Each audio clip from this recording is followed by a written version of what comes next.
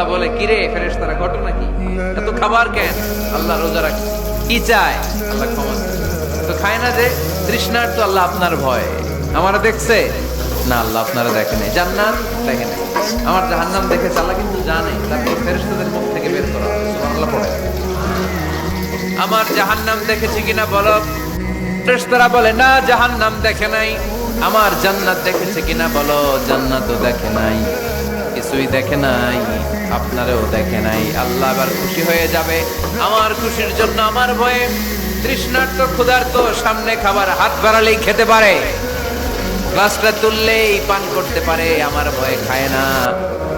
আমার ক্ষমা চায়, আমার কাছে ক্ষমা প্রার্থনা করে। এখন আমার বান্দা যা দোয়া করবে, বান্দার সব দোয়া আমি কবুল করে নেব। আল্লাহর ভালোবাসা সফট কর্নার খুব গ্রো করে। যোগ্য যে খুব মারতে হবে, ঠিক কিনা?